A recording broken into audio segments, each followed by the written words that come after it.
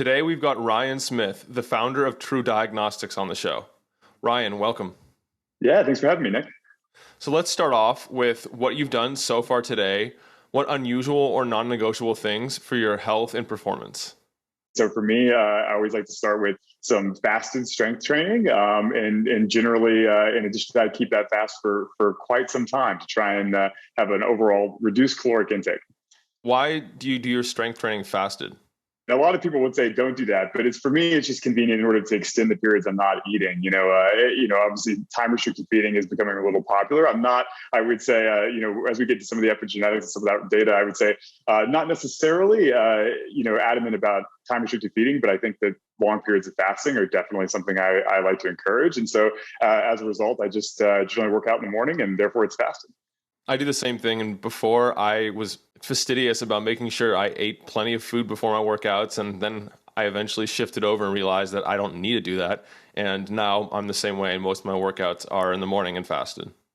Exactly. And, I used to be able to, the sort of the timing window for protein and nutrient intake. And I've become a little bit less adamant about that and a little bit more adamant about just overall dietary habits. You mentioned a concept that might be new to listeners, and they may have heard of it before, and that is epigenetics. So can you walk us through what that is and how you got involved in this space? My involvement in story is a little bit of a long-winded answer, but to sort of start with epigenetics, I always like to say that every cell in your body has the exact same DNA, right? If we took it from your hair or your skin or your heart, we would get that exact same DNA sequence. However, each of those cells are acting very, very differently at a genetic level. Some genes are turned on in your skin that you would absolutely not want turned on in your heart, for instance. And so the way that those genes are regulated and controlled, those on and off switches, are regulated by this process of epigenetics, so sort of above the genome. Those markers which control gene expression. And this is a relatively new field because the ability to read these markers is really just now becoming robust enough to apply to large scale research. But what we're finding is that it has a massive impact on health. And so it's a very new area of genetics, but one that is really, really exciting. And what happened? I remember growing up that hearing genetics were everything, this or that was a genetic disease. If you had it, the specific variants, then you were screwed or you were in great shape.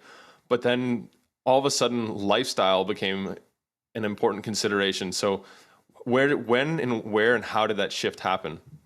Yeah, I think that, I actually oftentimes start a lot of the lectures that we do on this topic because I think that everyone thought, hey, the Human Genome Project, everything is going to be solved, right? This whole information theory of biology, right? All the information is found in our genes and therefore we're going to know everything once we sequence it. And, the problem was that while it helped, and I don't want to understate the value of genetics in medicine. Unfortunately, it's only a piece of the puzzle. I think that now a lot of people are viewing the sort of the complex biology of a human and sort of this idea of what they call the multiome. So instead of just genetics, taking this whole central dogma of biochemistry from genetics to then epigenetics, how those genes are turned on and off, and how those are translated into mRNAs for the transcriptomics, and then from transcriptomics to proteomics, how those peptides and proteins create the infrastructure of the body, and then I would say from there metabolomics, how those processes create metabolites, and then ultimately the phenotype, the phenomics, and that's I would say the general view of this multi-omic strategy. But now we're also adding things like the microbiome, we're adding things like cell cytology, and so what we're starting to see is that there are multiple levels of regulation, and we really need to get information on all of them to get a better idea of what's going on. People are now starting to see that you can't just have one piece of information and hope to know everything. You really need all of those inputs.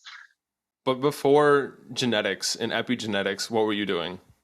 Yeah, so really the reason I got into this space, my background from an educational perspective is biochemistry as an undergrad. I went to medical school at the University of Kentucky for 2 years, passed my USMLE step one, was doing pretty well, but got to the clinical portion and just absolutely hated it. And so as a result, I made a pretty stupid financial decision to leave and ended up creating a compounding pharmacy that really specialized in innovative and new peptide and pharmaceuticals. And so we really we're just sort of a startup with an idea of how to offer a lot of information on peptides. And we sort of just hit a niche and sort of grew pretty rapidly and really servicing a lot of sort of integrative cash pay physicians, and teaching them a lot about these new and innovative peptides. A lot of peptides that I know that you were familiar with and have talked about before. And so we sort of led that peptide movement where we were educating and providing a lot of these products for clinicians to use in their practice. And so that was a really exciting field and some really honestly very rewarding work. But however, one of the things we always sort of saw in that area was that we needed to improve the data. A lot of these things were in various stages of FDA approval. We knew that from a regulation standpoint, we needed to generate some really good data showing why these things were so helpful. Obviously, we were seeing it anecdotally on a day-to-day basis, but we needed something to point to. And as a result, always looking at different testing methods to prove this. And the one that always stuck out to me was this idea of epigenetic clocks or biological age.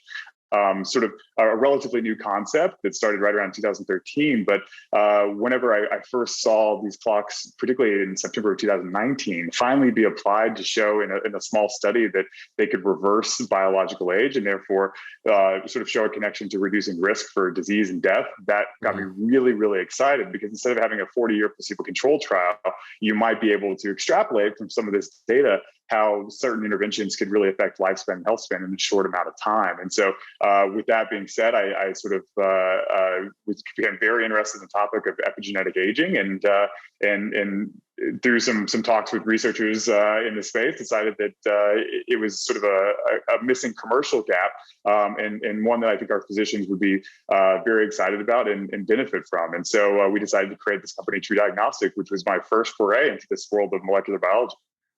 Nice. And those that have been into the biohacking and specifically peptide worlds have definitely heard the name of your company come up many times in previous conversations. So congrats on that. You made a name for yourself in that world. And now what I think is so cool about epigenetic clocks and measuring, I guess, through whatever means, is that in order to be able to determine the impact longevity intervention is having, we need to be able to quantify before, during, and after to see what real-time changes are occurring, because we don't necessarily have 40 years, 50 years to wait to see if this works over large samples of people. Yeah, absolutely. It definitely, I think, can give us a lot of information in a much shorter amount of time, which is, I think, imperative as so many things are dependent on time, right? The time of these things to take in development. And generally, I think that the idea of epigenetics just generally is definitely been led and spurred by this idea of biological aging, but it goes even beyond that for many diagnostic tools. And really the first step of any of those diagnostic tools is to really objectively have a test to measure something. And this idea of chronological age, the age of your body, is a very important one because it's the biggest risk factor for all chronic disease and death.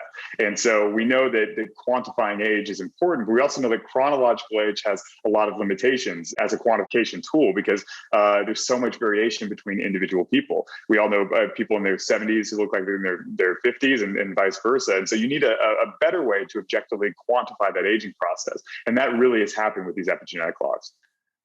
How would you summarize the difference between chronological age and biological age?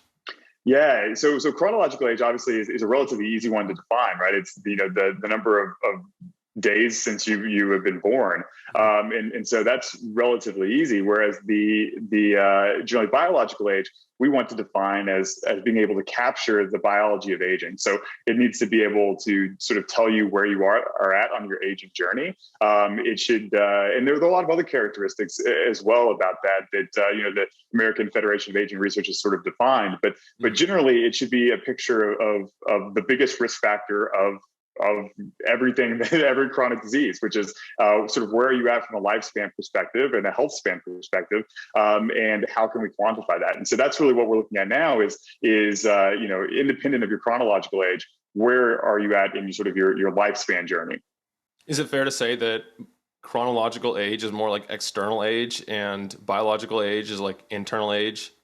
Well, I would definitely say that biological age is an internal age because it is literally measured from Yeah. your individual biomarkers. I think that chronological age, honestly, is just a societal concept, right? It's just Hmm. it's an idea that we've defined as the number of trips around the sun, right? I think that it's still useful, right? I think we all know it's probably useful because again, even as standalone, it's the highest risk factor. But these biological ages can be much more useful and are sort of based in biology rather than social constructs. I remember a while back when, I guess it wasn't that long ago, a couple of years back when David Sinclair released his book Lifespan. That was the first time I had come across the idea that aging might be eventually reclassified as a disease. And why is that? Generally, it's because aging is so highly correlated to all these negative outcomes. There's a reason that people in their 30s have so much less disease and morbidity than people in their 60s and 70s. Something that is happening along our lifespan causes the degradation of physiological function. And if that process can be quantified, then we can really start to find out what can change it. And we're already taking some massive steps forward in that area. And I think governments are starting to pay attention. The World Health Organization now has an ICD-11 extension code for age, right? Which says that certain diseases can be caused by aging. And there's a lot of research now to show that even our aging rates are determined, when we're in utero or when we're first children, and that it's not a disease of someone in their 40s or 50s. It's something that happens across a lifespan. And so this connection between just how old we are and the physiological function of us is leading this idea that aging is a biological concept which can probably be interfered with to some degree, and then therefore changed. Mm. But there's a bunch of different forms of testing biological age. Can you walk through those? Yeah, absolutely. And so those have there've been biological age tests for a long time. Even in the 1920s, they were doing it for sort of your chronological age plus 1 year for every pack per day you smoked. So really crude measurements. That being a pretty crude example to really sophisticated examples where we talked about all those multiomics, the transcriptomic, proteomic, where each of those now have biological clocks which relate certain markers to where you might be in your sort of health or lifespan.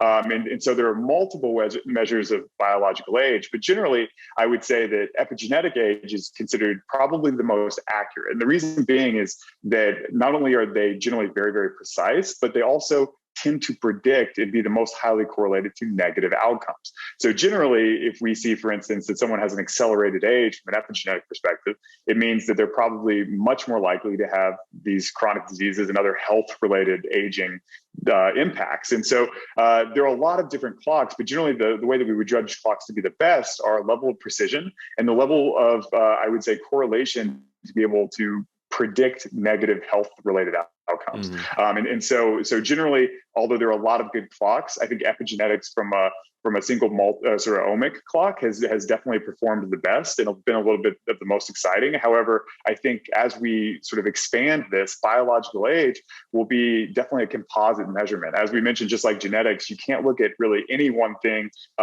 independently. The best way to do this biological age calculation is going to be a combination of multiple levels. And I think that that is definitely some projects that we're working on where we're hoping to create these multi-omic clocks, which are influenced by proteomics, by metabolomics, by all of these different factors, so we can get a more complete picture of aging.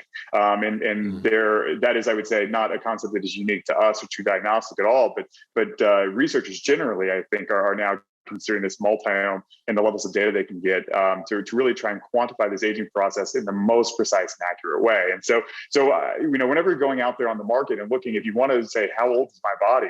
There are definitely some recommendations I would make, which is generally not even all epigenetic clocks are equal. There are definitely several different clocks which are each have various degrees of success. I think right now, probably 2 clocks seem to take the lead, which is grim age and then the duty and pace of aging metric. Those two are generally, I would say, the two which are considered the most robust, and for a variety of reasons, but mainly that accelerated aging in those clocks is the most highly linked to disease outcomes.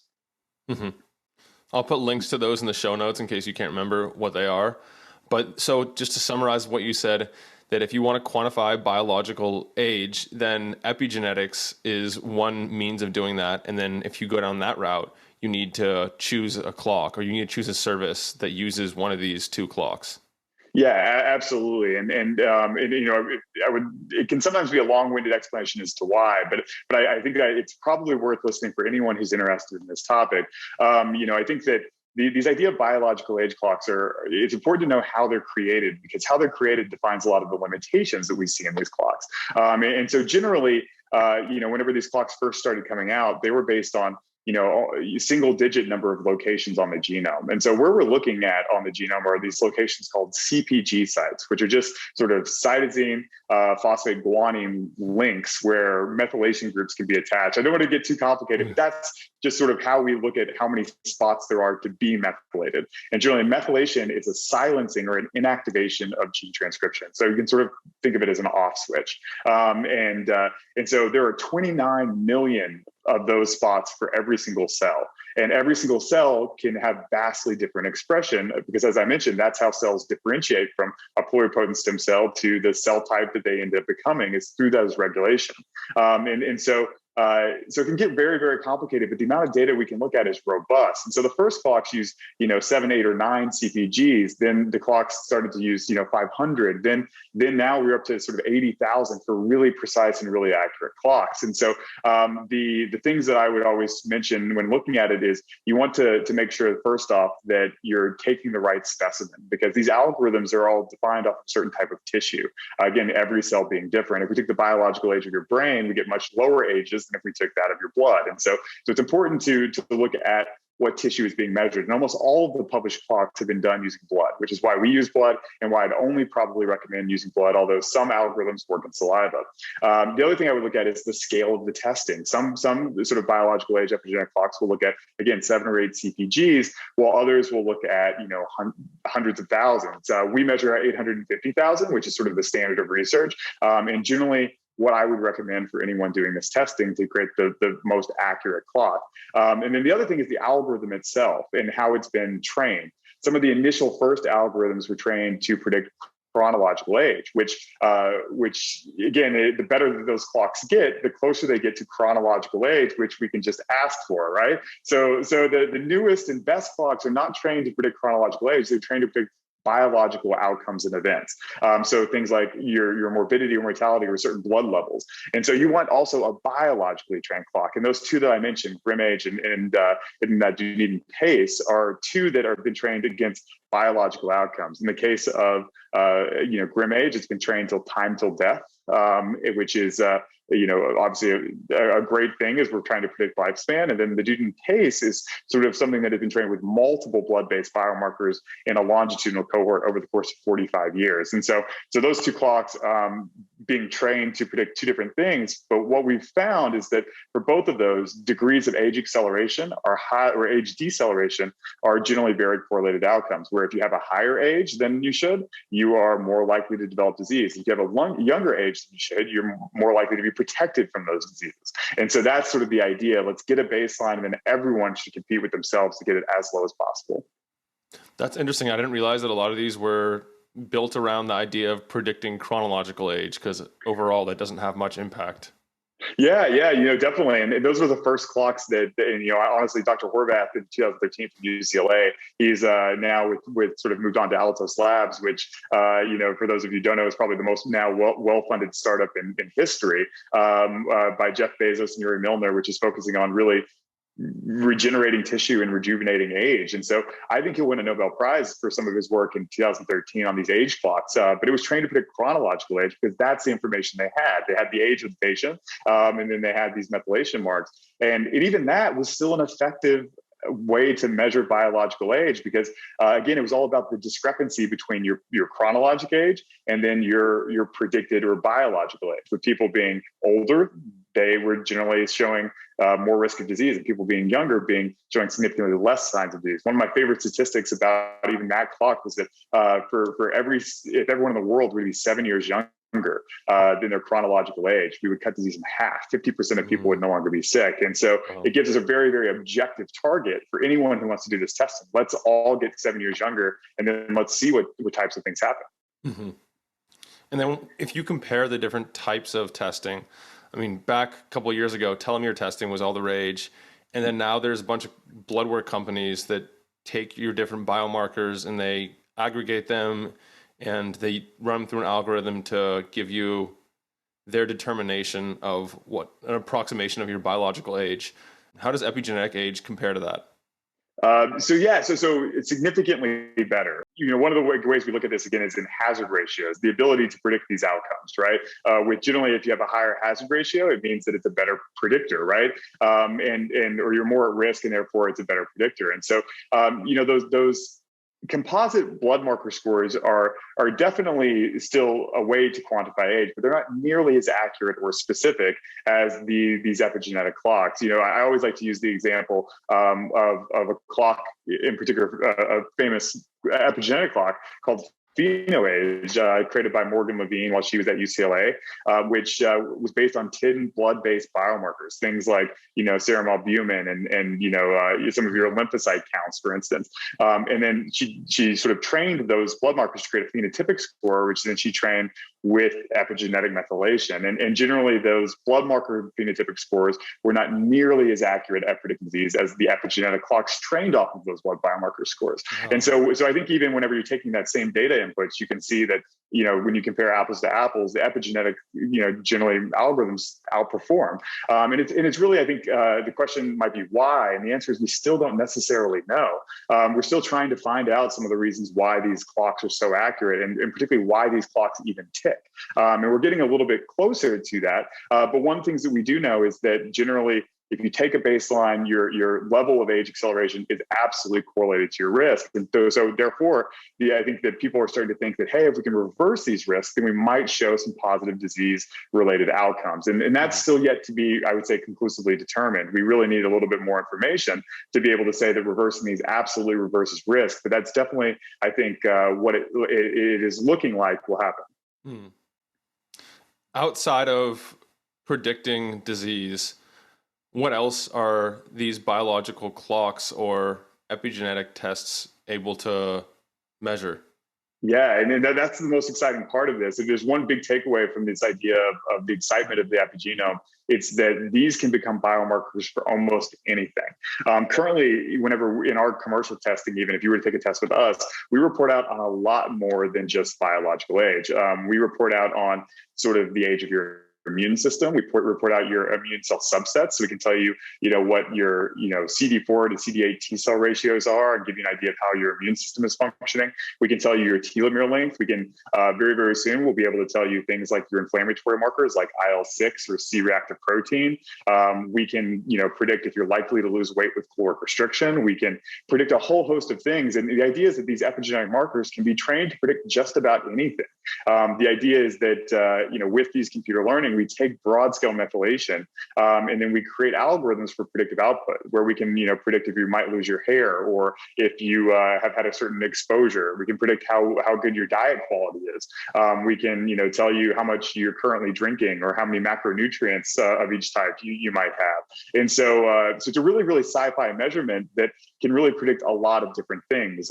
Currently, there's even, tests on the market that use epigenetics to predict up to 50 different types of cancers to actually diagnose them, and not just tell you that you have cancer, but tell you where it's at, sort of what tissue, and then even possibly what stage. And so this idea of epigenetics as a biomarker goes way beyond age. It goes into every area of health, and even I would say just nutrition and fitness, and really multiple things, because everything in your life affects your epigenetic regulation. What you eat, your amount of sleep, your amount of stress, all of these things can be found in patterns in your epigenome. And these patterns can be very, very sensitive because there's so many different combinations. As I mentioned, with multiple different cell types and over 29 million spots for methylation per cell, and each of those not being a binary metric like we would have with genetics of a 0 or 1, we have this on a sort of a more qualitative metric of a number between 0 and 1. And so with all of these different things, we can have just such a robust amount of data that now, with computer learning being in a space that hasn't really been before, we're able to have insights from this that we couldn't do from, without the assistance of some of this technology. And so if there's one big takeaway, epigenetics will, probably overtake blood testing in the next 20 years in terms of frequency, because with really one relatively inexpensive test, you can report out on a host of other parameters. And this might end up coming across, especially to anyone who's listening, as sort of almost like a 23andMe test, right? Where you take this, you find out all your risk and predispositions. But the one thing that's different about this, and has to be reiterated, is that these things are changeable. These things are changeable by all of those same things we mentioned, which means that, we always say you're not just your DNA, right? You're a combination of all of those different things that you do in your life. And therefore, if we can start to figure out a way to objectively quantify risk factors for everything, or your propensity for everything, then we can find out ways to also change it. And so that is sort of the idea here with epigenetics, is really being able to have a new diagnostic tool which is highly predictive of risk, but then we can learn from those sort of diagnostic tools to create interventions which can really change health. Yeah, and one thing I love about this is that it gives you real-time feedback, a report card on your lifestyle, so you can get a baseline. Then you can try something, you can work out more, you can work out less, you can add new foods, you can put down that pack of cigarettes, whatever it is, and you can see in a couple months what difference that has on your epigenetic expression. Yeah, definitely. And also I think we've even talked about this just briefly before, but on an individualized basis, right? The interventions that you have might, if I did the same exact interventions, I might not benefit from them nearly as much. And so what it allows us to do is also this personalized medicine in a way that really is very, very robust as well. So I think that in addition to that real-time report card, it also is a personalized report card, right? Something that is really unique to you. And that is, again, as we get into this larger data generation, this is going to be a very cost-effective method to get that piece of information. So earlier you mentioned what they called CPGs. Yeah. And you mentioned them, to summarize, to put it in the lay terms perspective, as on or off switches, mainly off switches. So can you explain what methylation and acetylation are?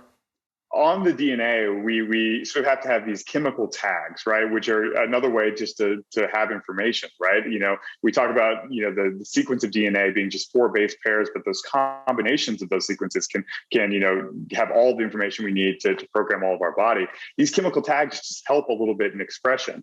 Whenever methylation is attached to those CG units, generally what it does is it prevents the transcription machinery from attaching to the genome. So those transcription factors, those proteins which help express those genes, can really not really attach. And so as a result, it sort of silences gene transcription. And so it ultimately comes down to something that is very physical in nature, right? Something that would prevent an attachment and therefore a chemical reaction. Whereas the acetylation, on the other hand, is the opposite, where generally acetylation is going to activate transcription. And the way that it does that is a little bit more complex, because acetylation is a charged molecule. It has sort of a positive charge.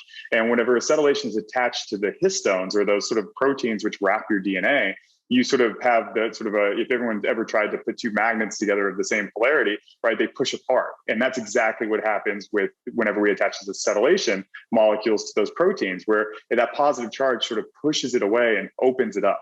And by opening it up, you allow sort of that same transcription machinery to sort of get in there and then start its process of activating these genes. And so the process is very, very sort of biochemical in nature, right? It's just the attachment of these chemical tags which cause these sort of physical or physics interactions, which then allow the genes to be open and available, or closed and not. And that's sort of how we regulate gene expression. And it can get a little bit more complicated. There's also things like, different types of mRNA regulation that would also regulate gene expression. And so, but that's sort of the basic idea, is that those 2 chemical tags control what genes are turned on and turned off. And in certain cases, I always get asked, is methylation good or bad, right? To answer that question, I think a lot of people are familiar with things like MTHFR or COMT status, things where people talk about their ability to methylate. And generally that means that we're talking about things like, do you have high homocysteine? And if you do, that probably puts you at more risk for cardiovascular disease. And so where this is separate than that, it's definitely related, but still separate, because we're not looking at your ability to methylate. We're looking at how your body has regulated that DNA machinery. So generally, again, they're related, and your ability to methylate might impact your ability to regulate your genome. We know that, for instance, women who have a 677 CC MTHFR variant are on average epigenetically older than those who do not. And so we probably know that there are some correlations and links to those two things, but still separate processes. Your ability to methylate versus what your DNA is sort of reading or expressing. Mm-hmm. Okay, and I want to talk about some of the observations and findings that you've uncovered from working with people and seeing results and the evolution of your platform. And then after that, I want to dive into my results quickly so that people can get a feel for what this actually looks like in practice. Yeah, absolutely. And so, whenever we first came out, which is really July of 2020, we had one report. We had one report which looked at the biological age of your body on a chronologically aged clock. And so now that has substantially changed. We have now over 13 different reports. Some of them, unfortunately, are not available direct to consumer because they report on disease and really need to go through a healthcare practitioner. But with that being said, we are learning more insights about these things on a daily basis. And so these biological clocks are also becoming much more accurate. The first clocks had a mean absolute error of right around 2.9 years, which is really such a large sort of gap that it's so variable. These new clocks now are much more specified. And so the ability of what we're able to look at is growing dramatically. The other thing that when we started in 2020, generally most of what we knew about what changed these metrics was epidemiological in scale. So from really large cohorts, what behaviors were good and what behaviors were bad or associated with worse epigenetic age. And so I always like to mention this because in our reports, a lot of the things we recommend are based on what we know from the large scale. And as a result, they're relatively intuitive. They're the things that we already knew already, right? Yeah. They're things like, hey, exercise, but not too much, maybe, have a well-balanced diet, all these different things that are very, very intuitive, sleep, don't stress, those types of things. But now the first ever interventional trial happened in September 2019.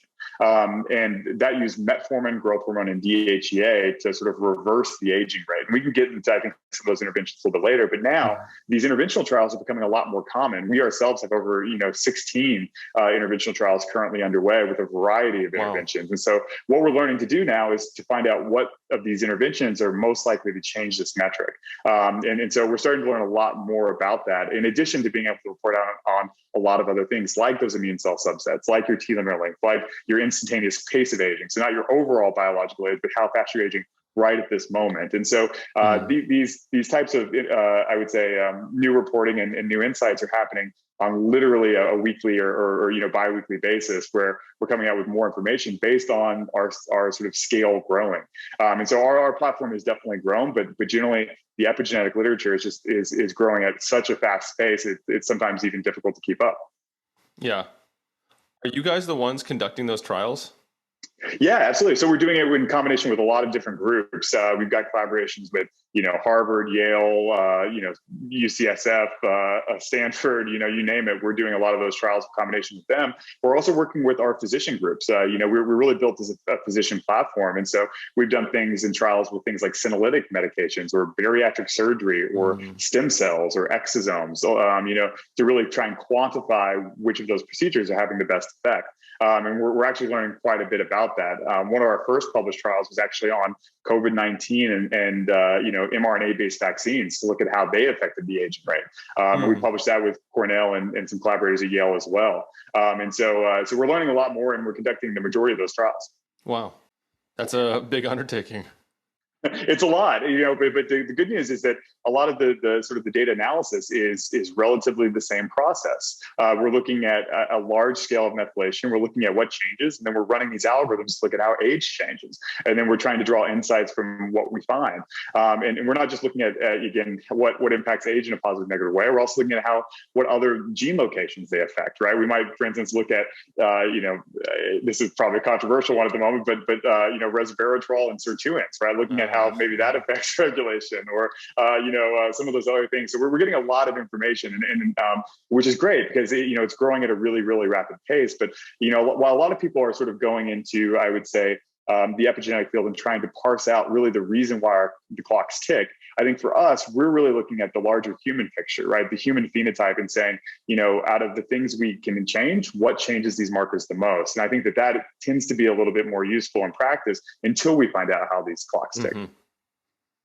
If you were to list your top supplements, practices, protocols, you name it, to either research or to reverse biological age, what would be on there? Top two for me, at least at this moment, are probably plasma related, and so probably young plasma, and then secondary to that, plasma exchange. And so to talk about that, it sort of goes back to these first initial experiments on heterochronic parabiosis, where they took a young mouse, they took an old mouse, and they sort of just surgically connected their vascular systems together. And so then they looked at what, the aging phenotype happened, and what they saw was that those older the mice actually got significantly younger. All the markers, their phenotypes of aging were all improved, which was really, really exciting, right? The idea that we could just take younger blood and then rejuvenate our systems. And so that was sort of this beginning of this sort of thought process of hey, there might be something in our blood when we're young that might regenerate our old cells, or there might be something generally bad in the old blood that we need to get rid of. And actually, that was the other really interesting finding there, is that those young mouse that were attached to the old mouse actually got older. And so it was sort of bad for the young mice, but good for the old mice. And so that was an interesting experiment. We sort of had this idea of maybe there's some peptides or proteins or other constituents, growth factors in our blood, which maybe accumulate with age that we don't want, or that there's a lot of growth factors that we have as younger animals that might be better as we age. And so the next experiments, which really looked at after that, were things like plasma exchange, where you can sort of take out your plasma, filter it, put serum albumin in, and then have some phenotypic change. And it was really popularized by some studies on Alzheimer's to look at a neurological change. But plasma has been something that we've seen, both young plasma as well as plasma exchange, tend to have really large impacts on epigenetic age. And so those two things have become very, very exciting for us to investigate. And we're doing right now trials on both young plasma and plasma apheresis. So those are really exciting, definitely for me. I think that those are also really inaccessible. And so, I think that, to talk about things that are a little bit more accessible, I think that one of the things that we've seen are changes with senolytic medications, and I'm not sure if you'd like me to go into sort of what that is or what that concept is. Yeah, it's useful. Okay, perfect. So generally, one of the things that happen as we age is that we start to have cells which sort of pause. Some people call these, I don't love the term, but some people call them zombie cells, right? Cells that are technically still alive, but just sort of paused. And the problem whenever we have those cells is that they tend to secrete a ton of inflammation. And we all know that inflammation generally is bad for us. And it's sort of this process that's been termed inflammaging. And so inflammation is not good, but these cells accumulate with age. And it could be for multiple reasons. One is replicative senescence, where going back to this idea of telomere length, where if telomeres get too short by replicating too often, then that cell will go into replicative senescence. And so there are multiple reasons a cell could go into senescence. Usually it's just to protect itself from proliferating. You don't want to proliferate a damaged cell. And so your body sort of tries to pause that. And so these cells accumulate as we age, they cause inflammation, and then they are linked to a lot of health phenotypes, everything from osteoarthritis to cancer. And so the idea has been that, hey, maybe we can go in and selectively kill these cells off. We can get rid of them. And then by doing so, we reduce the inflammatory burden, and we can have a variety of phenotypic positive outcomes. And this has been proven in a lot of animal studies, but not much work has been done in human models. And so we did a study with right around 24 patients where we looked at sort of a prescription drug, dasatinib, and then a supplement, quercetin. And we did this just 3 days a month for 6 months. And we saw some significant changes in epigenetic age and over the course of that 6 months. And again, with a relatively low risk protocol, a low dosage protocol, we still saw some relatively massive changes, especially in some of the best algorithms like that Dunedin pace of aging or grim age. And so that senolytics are something that are now, I think, very, very exciting. And there are senolytic supplements which are out there on the market. We haven't done any validation on them, but probably the one that is most well known is fisetin. And the thing about that one is it's sort of like almost like a broad spectrum senolytic, and it works in many different pathways. And so I have a lot of hope for that one too. And we're hoping to add some data on that in the future. So senolytics are definitely one that I would say are both exciting theoretically, as well as in the data sets we've already looked at, and a little bit more accessible. Beyond that, even things just that help with regulation. There's a study on vitamin D, for instance, that looked at 4,000 IU of vitamin D over the course of 16 weeks. And the change in chronological age in those patients they were obese African-American patients. So again, it was a limited subset. But they were able to reverse their age around 1.8 years over the course of 16 weeks just with vitamin D supplementation. And so, vitamin D is probably something that everyone needs, and there's really no reason not to take it. So that's another recommendation that's really accessible. And even just balancing things like methylation factors and things that would help with sort of taking off those methylation factors. So things like, methylfolate or, vitamin B12, and then on the converse side, polyphenols like ECGC or green tea extract. Just giving your body the necessary cofactors to regulate this process can even help. So again, a lot of those are, I would say, various degrees of interventions. And then the one that is almost impossible not to talk about, and definitely the least accessible, but also probably the most exciting, is this idea of cellular reprogramming, which is definitely an up-and-coming topic where sort of based off the work of Dr. Yamanaka and his Yamanaka factors, by expressing these growth factors and being able to restore cells from differentiated cells back to pluripotent stem cells. And when you do that, you reverse that epigenetic age. You actually take it to zero. So you're sort of resetting the biological age clock. And that is the company, I should say that Altos, that company we mentioned earlier, that is what they're focused on, is really this idea of cellular programming to try and rejuvenate tissues, organs, and even the body as a whole. Yeah, I've just been learning about that, and that's a very fascinating area, and I can't believe that it's already underway. Yeah, it's crazy. And then, their pathway to clinical trials is actually, much closer than we might have anticipated. And so this is, it's incredibly science fiction, right? Total body rejuvenation, but it's out there. And, I should also mention there's some things that might, suggest that this is not the way to go too, right? Particularly things like expressing these growth factors might be associated with risk of cancer. Yeah. Even just a few days ago, or just 2 or 3 days ago, they published a study showing that they were able to use cellular reprogramming and rejuvenate all of these tissues and age-related molecular changes. So all those different measurements, but it showed no health span or lifespan extension. And so the answer would be, wow, we're seeing these changes, but does it mean anything? And so there's still a lot of questions we need to answer. But again, these clocks, if they're trained to health span related measurements, then we can really anticipate a lot of beneficial effect. It's one of my favorite things to talk about, that rate of aging algorithm, because we know there that your rate of aging is correlated to all the things which make life worth living. Things like your IQ, for instance. Things like your ability to balance or your muscle mass, even things like your facial aesthetics, right? How you look is related to these rates of aging. And so we do know that these clocks, when trained to phenotypic outcomes, can be generally predictive of those phenotypic outcomes. And so cellular reprogramming, who knows? I think the jury's still out, but I think that it's not necessarily a condemnation of these clocks and their utility. Mm-hmm. That's a nice segue into what I want to cover next, which is rate of aging, and go into some of my reports that I've gotten back from TruDiagnostic. But before we do, the polyphenols seem like a powerful class of molecules and supplements that we can take as senolytics and for other purposes. But one thing is that a lot of them suffer from really poor bioavailability. And do you recommend like liposomal forms or other delivery technologies to increase the absorption? Yeah, absolutely. I think that, things like even, I would say other types of permeability drugs are often helpful, but liposomal formulations are by far the most common, but even some small chemical modifications. I know that on your website, one of the supplements you often recommend is berberine, right?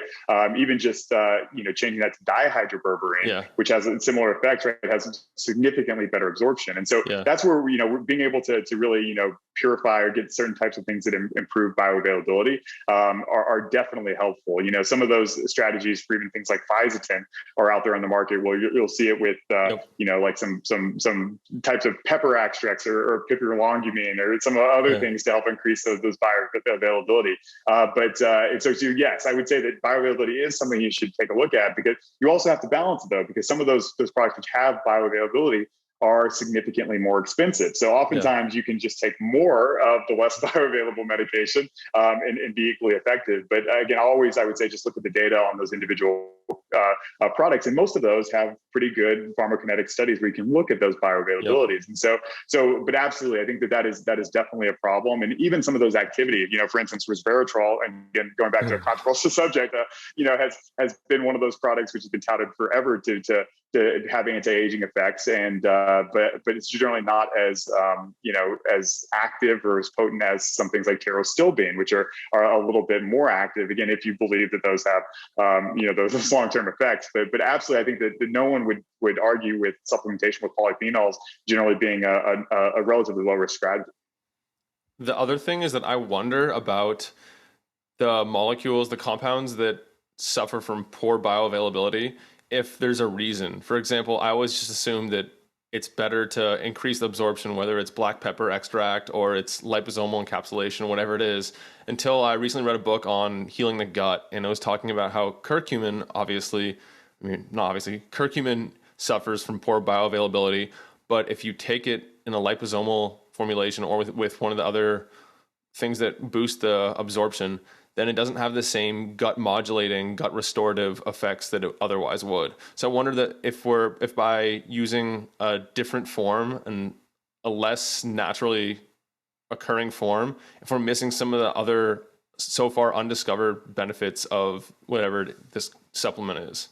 Yeah, I would say absolutely, right. You know, I think that what we're talking about is two separate drugs, right? You know, or even, you know, or certain combinations, and you know, and that can have some significant effects, right? Maybe the effect of curcumin is better when it's in the intestine and not when it's, you know, absorbed into those intestinal, you know, cells, or whenever it's protecting gap junctions. You know, who knows? Maybe we just don't know the mechanism yet.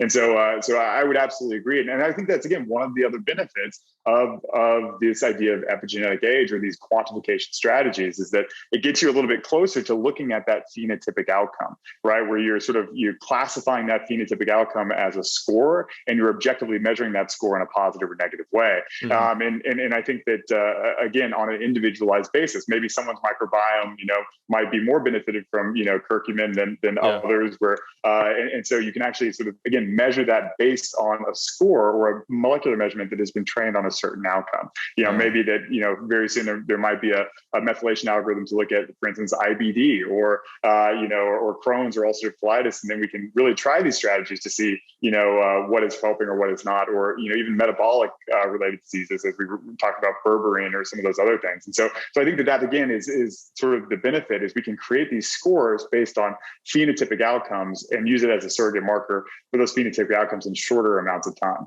Mm-hmm. Okay, shifting gears, since we've already been going for a while, right in front of me I have my TruDiagnostic reports, and there's a lot of them, which is a good thing. More information is more powerful. But let's start with the rate of aging, and then I'll let you guide, because you know how I should be interpreting this best. Yeah. Definitely. And so I would say that we always like to prioritize from our reports generally about 4 reports, specifically for aging. And those are going to be the sort of the immune report, which talks about intrinsic and extrinsic age, as well as immune system values. Then we have the overall report, which just goes in intrinsic age. And then we also do the rate of aging and telomere length. And so out of those 4 reports, I would say the one that is by far my favorite is the Genome pace of aging marker. And that is for multiple reasons. One is because it is just capturing something that's a little bit different. Unlike, it's not capturing your overall biological age, but it's capturing sort of what is happening precisely at this moment.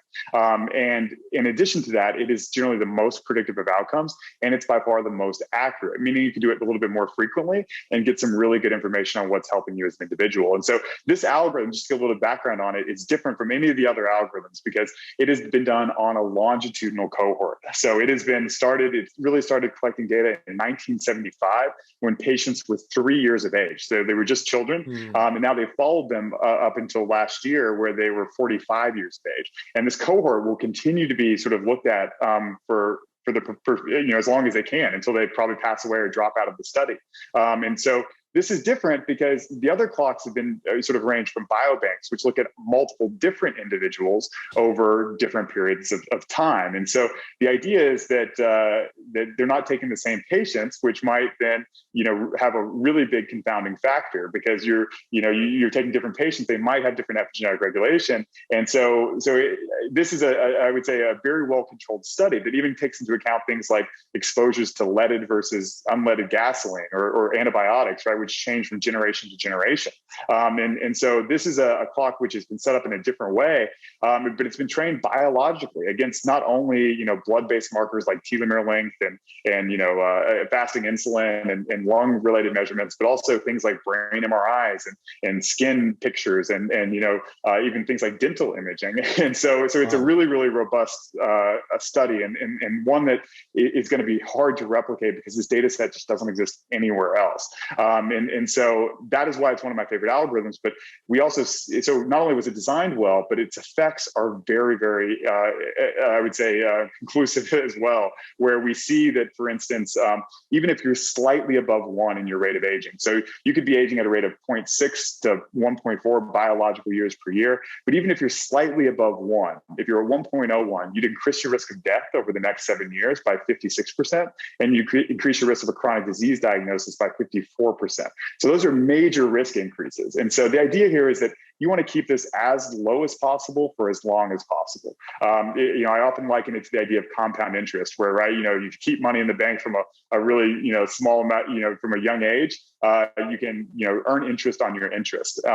Yeah, definitely. And so generally you want to keep this one as low as possible for as long as possible because even the rate of aging at age 3 was predictive of age outcomes at age 45. And so again, this is a process which happens throughout your entire life, and the lower the better. And so for Nick, for your score, this is a really good score. Generally, for people who are younger, like yourself, this is much easier to keep low. But as we get older, it becomes a little bit harder. And so that's why it's so important to pay attention to it early, for sure. And then I should also mention there are some great images that are also provided in these studies where you can actually look at the faces of people with young ages at age 45, and then look at the faces of people with old aging rates at age 45.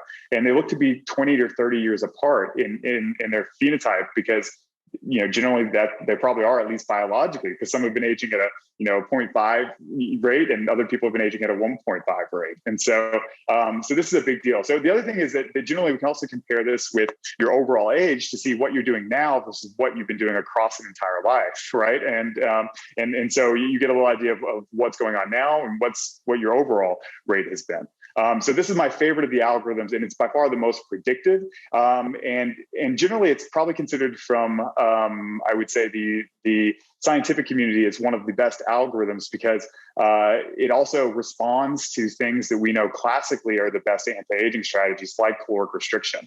The calorie study, which did 25% caloric restriction over the course of 2 years, showed significantly reductions in this rate of aging over the course of that 2-year time span, versus the people who didn't restrict showed, traditional rates of aging with very little change. And so we know that this is able to capture anti-aging interventions, which have been shown to really change the trajectory of lifespan and health span. Mm-hmm.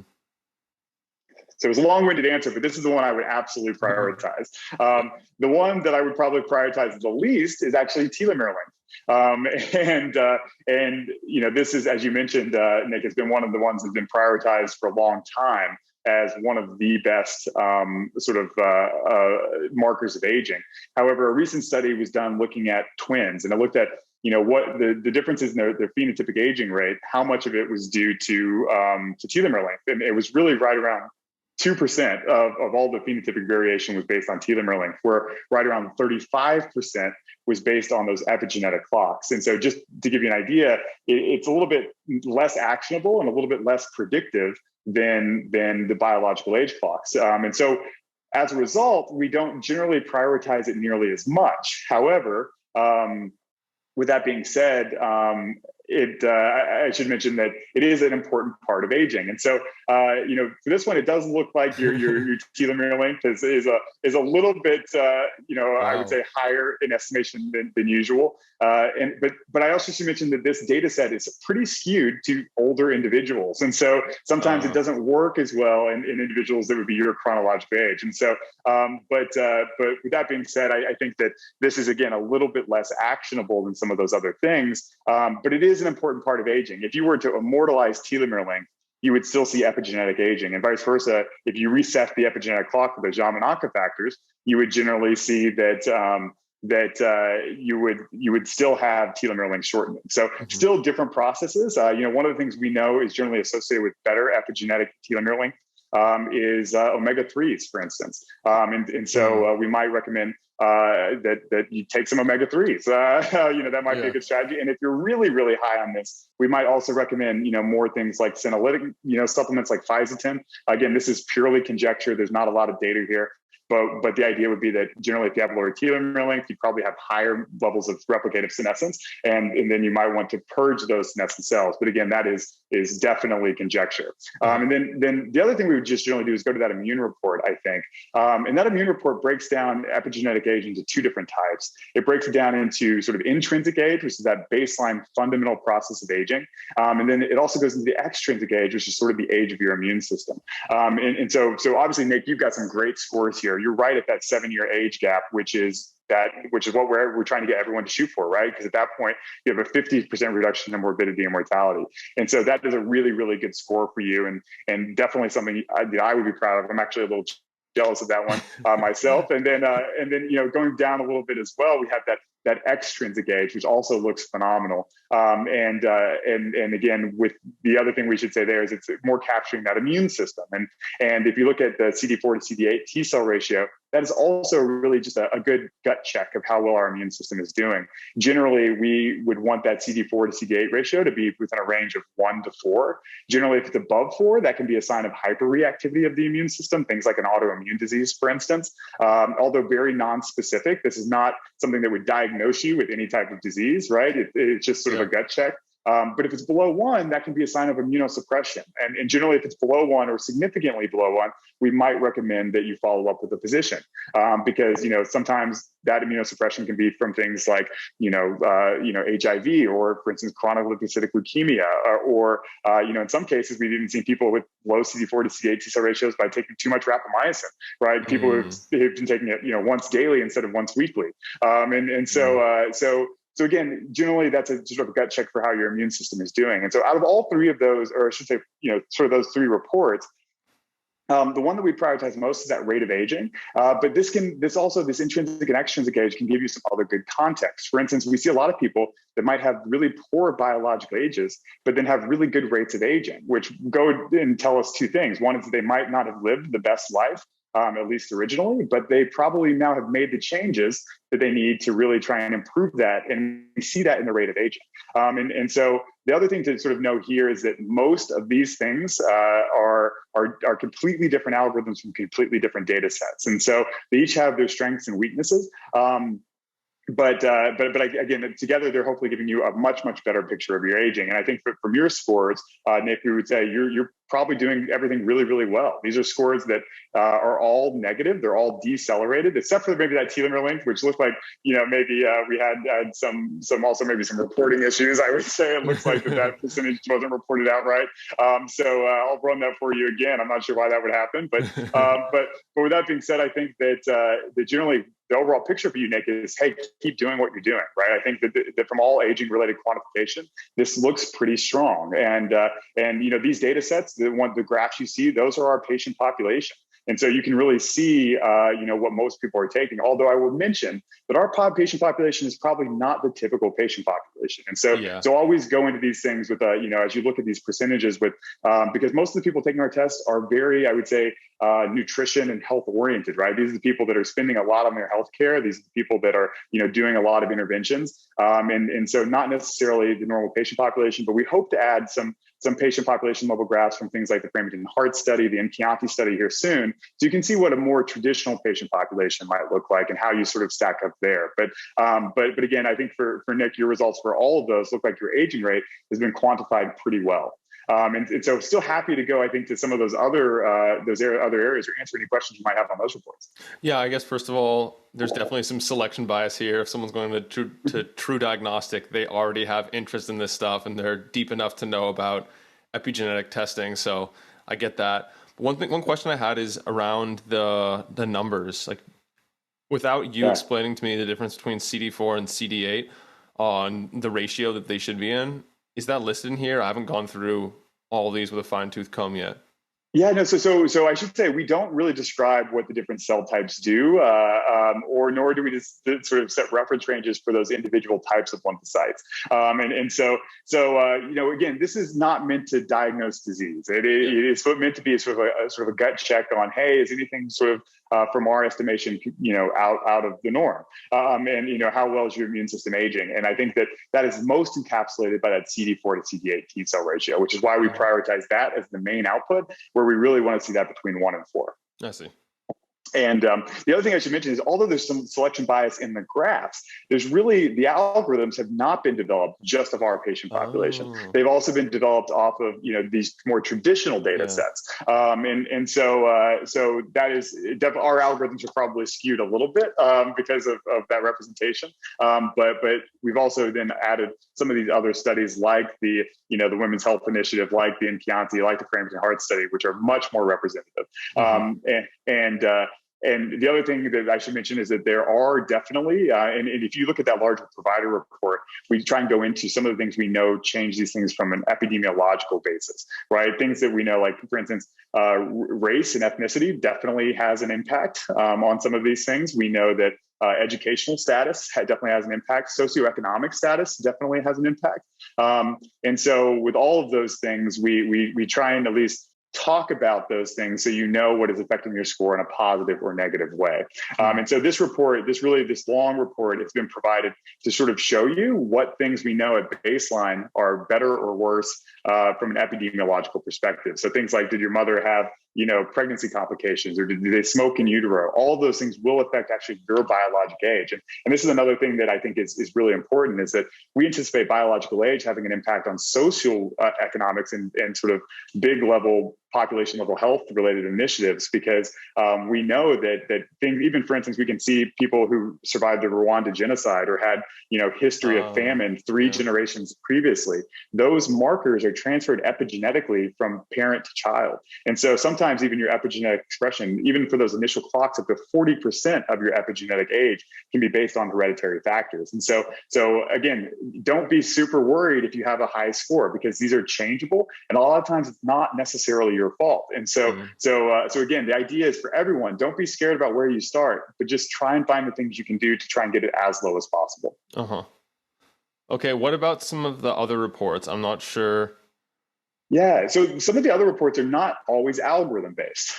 So for instance, some of these other reports are loci based. We're actually looking at individual locations, a little bit more like SNPs. And at each location, we're getting a score of methylation between 0 to 1, right? We're looking at multiple locations and we're saying, on average, how much of that is methylated? And so that's what we're seeing at your score. So for instance, if you look at number 1 there, that we say that CG code is where that gene is located, or I should say where that CG site is located. The gene is the PON3 gene, and your methylation at that location would be 7%, right? On average. Whereas generally for people who respond to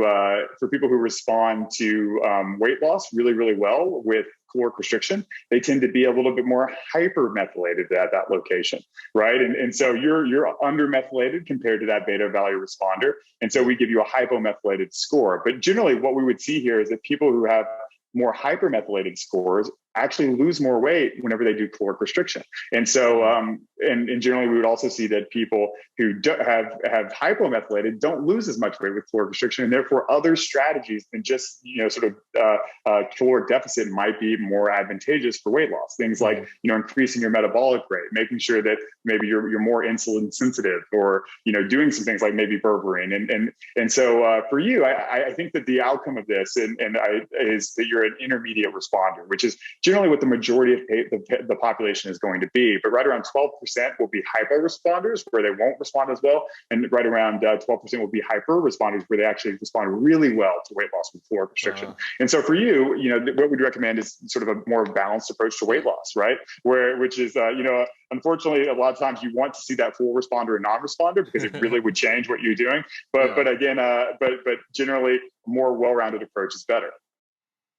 Then, to talk about this methylation data report, this is going to be a report that's not going to be useful for the majority of people, but we wanted to provide it because, unfortunately, a lot of these algorithms we cannot offer commercially. GrimAge is a good example, although despite being one of the best algorithms out there, it is, unfortunately, it's one that we can't offer because we don't have the license. And so in order to try and, make sure that people have the data that they need, what we have done is try to provide all of the data values that have been used in any of these epigenetic clocks. So if you wanted to go and look at the data or do the math for those studies, you could get your own GrimAge, you could get your own, PhenoAge. And we really thought it was important that people saw their own data and that they could use it. And again, if anyone contacts us, we can also give you that raw data file, which includes all 850,000 of those data points. And so these are the ones that have been specifically extracted for some of those clocks that we can't offer, so that the people who want to look at those can use this information to do that. Oh, I see. Yeah, and again, unfortunately, that's one of the biggest problems I think with epigenetics, at least now, is that these algorithms, the way to interpret that methylation data that you're seeing in front of you, are sometimes proprietary. And so we always would recommend only using epigenetic clocks which have been published, because those published clocks are how you know that they're accurate, right? You know that they're related to disease. And so that's definitely one of our biggest recommendations. But again, we will offer you that raw data so that you can do that analysis, and we can even help you find the resources to do that if you have any questions. Okay. Any of these three worth going into real quick? So I think that, the obesity and the diabetes risk report are both interesting because they're disease specific, but unfortunately they're still not available directly to consumers. So it might not be the best to talk about maybe some of your population, but that mitotic clock I think is very interesting. So I would love to maybe just go through that because and again, without being too long-winded, which I know, I apologize that I've probably done that quite a few times today, but the interesting thing about these mitotic clocks is that they are measuring the number of replicative history that you might have in your cells. And generally, this all sort of started with this idea that we saw, the question was, why do certain tissues have more risk of cancer than others, right? Why do you have 1% for thyroid cancer risk, but 0.003% for pelvic bone risk, right? And so to try and answer that question, they looked at things like hereditary factors, like genetic factors, and they found, hey, it represents maybe 10 to 15%. And then they looked at, hey, maybe it's the amount of exposure that each tissue gets, right? Maybe our skin, which is exposed to a lot more things, has higher cancer risk because it's exposed to many more different insults. And they found that only represented like 15% of risk. But what they did see, if you go back to that top graph, is that one of the things that was highly related to lifetime risk of cancer was the total number of stem cell divisions. So as you can see, the more stem cell divisions you have in a tissue, the increase you have for lifetime risk of cancer in that tissue. And so generally, this is thought to be this bad luck hypothesis, where the more that your cells differentiate and divide, the more risk you have of developing some type of genetic malfunction or a mutation, which increases your risk of cancer. In addition to that, we also would imagine that this has to do something with stem cell depletion. Maybe that if you start to use up all of your stem cell reservoirs, you can less effectively do things like recover from injury or some of those other things. And so we're looking at this as an output. Generally, again, this is not meant to diagnose cancer at all. It is just meant to show that what your mitotic rate is, how often your stem cells are dividing, which might be linked to cancer. It might be linked to things like your ability to recover. So as a result, again, it's a little bit non-specific, but still very, very interesting, because if you go down there, you can look at your lifetime baseline intrinsic stem cell rate, your median extrinsic stem cell rate. And ideally, the lower that this is, the better. And obviously for Nick, you have some great scores here, being in the 18th percentile and the 21st percentile. That means you're significantly lower in the population than most. And so that is definitely something you would want to see. And even being in the 69th percentile is not incredibly elevated.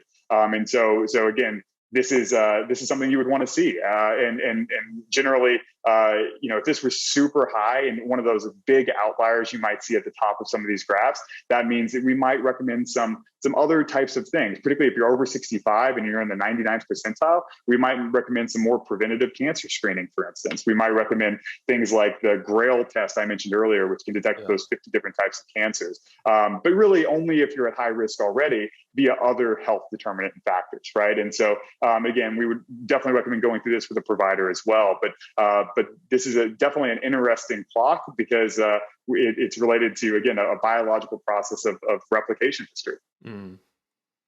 Okay. Yeah, there's so much here. There's more we can cover too, but let's start winding down and bringing back to, I guess I'll stop the screen share. Okay, and as you can see, if you're interested in picking this up for yourself, trying out TruDiagnostic and getting your own report card, you can do that. And Ryan and team have generously arranged a MindBody Peak Performance listener discount. If you use the code URBAN, you save, I think, 12%, is it? Yeah, I think it might be even a little bit more than that. I think that it takes down the price at least $50. Perfect. Mm-hmm. Thank you for that. And I'm looking forward to continuing to track my progress over time and see how my lifestyle hopefully improves my my scores.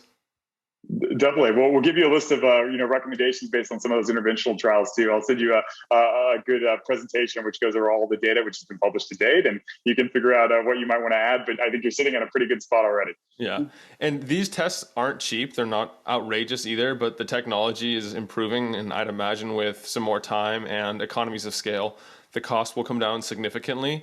But do you think that at some point health insurance will cover this? So in order for health insurance to cover it, it will absolutely need to be aging will need to be classified as a disease first. And I think that we're well on that way. But I think that what you'll start to see are epigenetic algorithms all over the place start to be covered by health insurance. Mm-hmm. So the good news about that is that generally, when you're generating this data, it doesn't, you can generate such wide scale data that you could probably report out on things that would be covered by health insurance, as well as things that wouldn't. So, right. So maybe this test paired with something covered by health insurance would be able to report out your biological age as well as some of those health insurance covered things. But I do imagine that health insurance will start to cover a wide variety of these things in the future. And fingers crossed, it will also be for biological age. Wow. Yeah. Mm-hmm.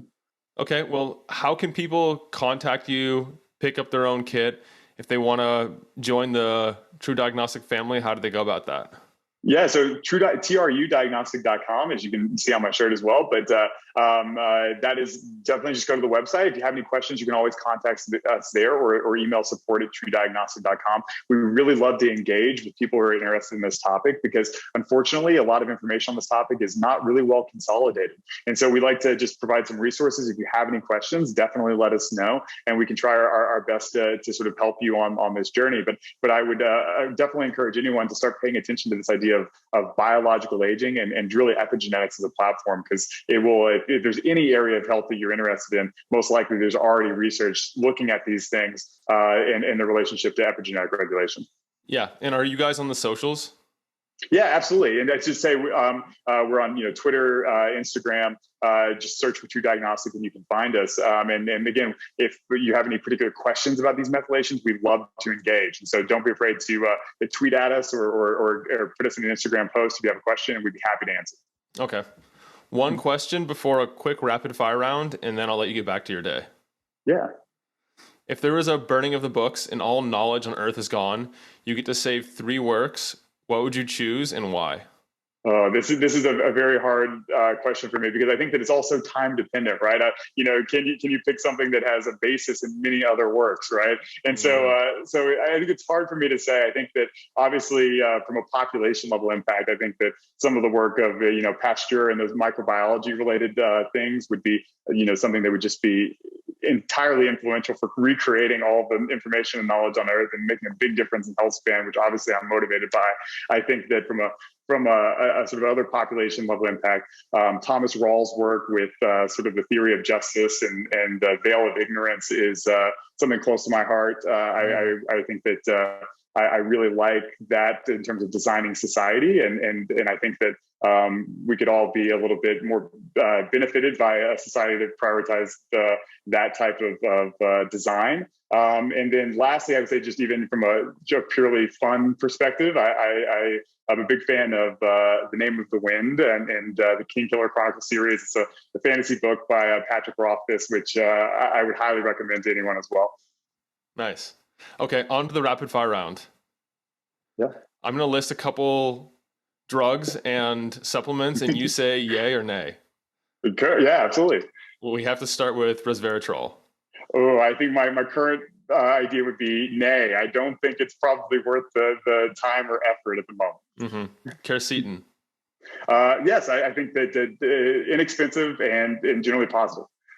Melatonin. Yes, although I'm not sure what dose. Okay, rapamycin. Absolutely rapamycin. Probably my number one for anti-aging strategies. Wow. I think it's called dasatinib. Yeah, dasatinib, that's senolytic. From our data set, yes, absolutely. It looks to be, it's relatively inexpensive. It has a really good safety data at low doses. It has a senolytic effect. And from what we can see of that biological age reversal. Did I say NAD boosters? Oh, so yeah, another one that's interesting. I think that I probably would have said earlier, the jury's still out, but I think with several papers that have happened recently, big fan of those NAD precursors. I think the jury's still out, for me at least, on some of those infusions of actual NAD. Spermidine. Yes, absolutely. Love autophagy stimulators. And we actually have a study ongoing with spermidine right now to hopefully add some data. Alpha ketoglutarate. Yes, absolutely. I think that there's actually been a study published on epigenetic age reversal. I'm not a big fan of the study because it uses a proprietary algorithm based on a very small set of CPGs. So I'm not a big fan of that study, which shows the alpha ketoglutarate has age reversal via epigenetics. But I am a fan of the phenotypic benefits, I think, that accompany alpha ketoglutarate. Addressing vitamin and mineral deficiencies. Absolutely. I think that, especially from a nutritional basis, I think that sometimes the testing really, really frequently might not always be the best. But I think that generally, if you can incorporate nutritional supplementation, why not? Methylation support. For people who have methylation deficiencies, absolutely. And of those, I would recommend the 5-methylfolate or the SAMe. But there's sort of the other thought process where if you overstimulate methylation factors, you might cause methylation of tumor suppressor genes and therefore increase your risk of cancer. So I wouldn't use it ubiquitously. I would know a little bit more about my methylation before I decided to do it. And if you're taking it alongside something that might warrant it, like NAD precursor. Absolutely. Okay. One more, metformin. Yeah, I think that again, metformin is a tried and true strategy, but I think it's a little bit less exciting than it originally was for me. I think that from our methylation data, we don't see a major effect. What's your favorite $500 or less gear or thing that you use on a regular basis? I'm a big fan of particularly things that might help reduce anxiety or helping me with sleep, because that's always been a problem for me. One of the products I like is a molecule called DHHB. It's dihydrohinochiol, a variant of magnolia bark. Very effective, very easy, and I always generally respond well to it. Cool. I'll have to look that one up. I have magnolia bark here, but not DHHB. I'll send you some, and you can give it a try. Okay. What are your top 3 favorite small molecules and peptides and bioregulators?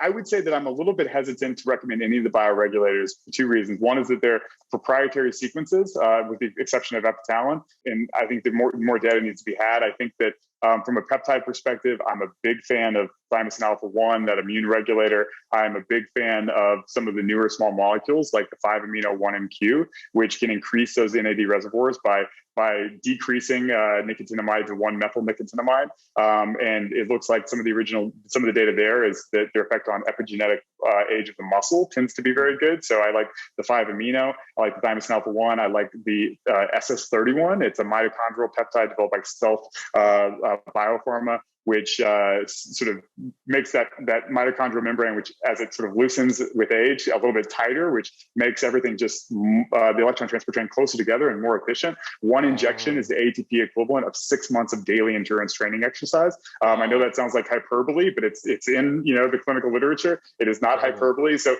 those are, I would say, definitely three of the things that are most, I'd say, exciting in my book. But I also like, as I mentioned, rapamycin. I think that mTOR inhibition is the tried and true method for age extension. And in most animal trials has at least a 9% rate of life extension. I give it to my dog, for instance, who is a large breed dog who I definitely want to increase lifespan as much as possible. So those are, I would say, the ones that are definitely top of my list. Okay. What's on your mind these days? Anything in particular you're researching? Yeah, so we're doing a lot of work on the imprintome, and the imprintome is hard to describe, but basically we have certain, just like we have certain genes transferred from one parent that are not transferred from other parents, we have epigenetic methylation, which is transferred from a single parent. And sometimes when there are problems with this methylation from one parent, you have no other methylation or other genes to overcome that. And so as a result, they're very, very penetrable to diseases like autism or Alzheimer's or even obesity. And we've never been able to read or study them because we didn't know where they were. And now for the first time ever, we've created an array to actually measure those imprintome control regions. So very excited about where that work is going. Obviously, it's outside of aging, but it will relate to almost every neurological disease and condition and create a research tool which will hopefully help us learn a lot more about those diseases. Very cool. You got lots of big things going on. Yeah, definitely a lot. And I think the future of epigenetics is bright, not just with us, but I think that it'll be a part of healthcare that everyone will want to sort of quantify and look at it themselves. And so I appreciate you having me on and letting me sort of talk through this. Wait, there's one more important question. What's one thing that the TruDiagnostic tribe doesn't know about you? I think that's difficult. I tend to be an open book and talk about myself on these podcasts quite a bit. I think that generally a lot of people hear me in the realm of science and research and business, but I also tend to be a huge sports fan. I'm a big basketball fan in particular, so this is a perfect time of year for me in March, and definitely my favorite part of the year. Very nice. Okay, Ryan, it's been a pleasure hosting you. Any final thoughts, parting words you want to leave listeners with? Hopefully we might have encouraged you that it is a disease. I hope that you start treating your own aging as something that can be managed and controlled. It will pay off in the future. So I think that hopefully you all would just take away that one thing. And if you have any questions on how to do that, don't hesitate to reach out to us. Well, thanks for your time, Ryan. It's been fun chatting and hearing your thoughts on the longevity industry, what's going on, what you're building and researching. And I look forward to doing a round two after you guys have accumulated some more data and you have some new findings. Absolutely. We'll get you a test in a few months and hopefully see what we've been able to learn. See the trend line going in the right direction. Absolutely. Definitely. Well, thanks so much, Nick. I appreciate your time. Yeah. I'm Nick Urban here with Ryan Smith from TruDiagnostics, signing out from mindbodypeak.com. Have a great week and be an outlier. I hope that this has been helpful for you. If you enjoyed it, subscribe and hit the thumbs up. I love knowing who's in the 1% committed to reaching their full potential. Comment 1% below so that I know who you are. For all the resources and links, meet me on my website at mindbodypeak.com. I appreciate you and look forward to connecting with you. As a reminder, the information depicted in this video is for information purposes only. Please